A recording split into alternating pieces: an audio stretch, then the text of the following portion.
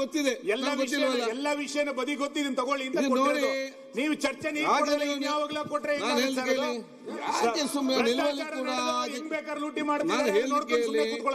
ಈಗ ಯಾವುದಲ್ಲಿ ಕೂಡ ಚರ್ಚೆ ಮಾಡಬಹುದು. ನಿಮ್ಗೆ ನಿಲುವಳಿ ಬೇಕು, ಅದು ಚರ್ಚೆ ಬೇಕಾದ್ರೆ 96 ನಲ್ಲಿ ಚರ್ಚೆ ಮಾಡಿಸಿ 96 ನಲ್ಲಿ ಕೊಟ್ಟು ಮಾಡ್ತೇನೆ. ಓಕೆ, ಅರ್ಥ ಆಯ್ತು ಅಂತೇಳಿ ಮತ್ತೆ ಹಿಂದೆ ಹೋದ್ರೆ ಎಂತ ಮಾಡೋದಿಲ್ಲ. ನಡೆದಿರೋದ್ನ ಹೇಳ್ಬೇಕಲ್ಲ, ರಿಯಾಲಿಟಿ. ಅವ್ರದೆಲ್ಲ ಆ ವಿಡಿಯೋ ನೋಡಿದ್ಕೆ ಸಿಸಿ ಪಾಟೀಲ್ದು ಇವ್ರದೆಲ್ಲ ಫಸ್ಟ್ ರಾಜೀನಾಮೆ ಆಮೇಲೆ ತನಿಖೆ, ಈಶ್ವರಪ್ಪನವ್ರದ್ದು ಫಸ್ಟ್ ರಾಜೀನಾಮೆ ಆಮೇಲೆ ತನಿಖೆ.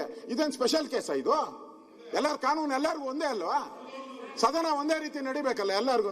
ಫಸ್ಟ್ ರಾಜೀನಾಮೆ ಕೊಡ್ಲಿ, ಆಮೇಲೆ ತನಿಖೆಗೆ ಹೋಗ್ಲಿ. ನಮ್ಮದು ಬಿಜೆಪಿ ಅವ್ರು ಮಾಡಿದ್ರೆ ಮಾತ್ರ ರಾಜೀನಾಮೆ, ಕಾಂಗ್ರೆಸ್ ಅವ್ರು ಮಾಡಿದ್ರೆ ರಾಜೀನಾಮೆ ಇಲ್ವಾ? ಕಾಂಗ್ರೆಸ್ ಅವ್ರು ಆದ್ರೆ ರಾಜೀನಾಮೆ ಇಲ್ವಾ? ಈಗ ಒಂದರ ನಿರ್ಣಯಕ್ಕೆ ಅವಕಾಶ ಮಾಡಿಕೊಡ್ತಾರೆ ನೋಡಿ. ರಾಜೀನಾಮೆ ಕೊಡ್ಬೇಕು, ರಾಜೀನಾಮೆ ಕೊಡ್ಬೇಕು, ಆಮೇಲೆ ತನಿಖೆ.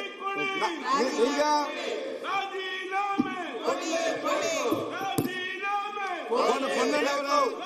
ಎಲ್ಲ ಸದಸ್ಯರೇ ಮೈಕ್ ಹಾಕೊಳ್ಳಿ, ನೀವು ಸ್ಟಾರ್ಟ್ ಮಾಡಿ. ಭಾಷಣಕ್ಕೆ ಮೈಕ್ ಆಗಿ ಇಲ್ಲ ನಿರ್ಣಯದ ಮೇಲೆ ಮಾತಾಡಲಿಕ್ಕೆ ಅವಕಾಶವನ್ನು ಕೊಟ್ಟಿದ್ದಕ್ಕೆ ತಮಗೆ ಧನ್ಯವಾದಗಳು. ಭ್ರಷ್ಟ ಕಾಂಗ್ರೆಸ್ ಸರ್ಕಾರ ಇವತ್ತು ಅಭಿವೃದ್ಧಿಯ ಹಾದಿಯಲ್ಲಿ ಹೊರಟಿದೆ. ಅಬ್ಕಾರಿಯಲ್ಲಿ ಎಲ್ಲ ರೀತಿಯ ವರ್ಗಾವಣೆ ದಂಧೆಗಿಲ್ಲ ಬ್ರೇಕು ನಾವು ಕಾಣ್ತಾ ಇದ್ದೀವಿ. ಅದು ಸಾಮಾಜಿಕ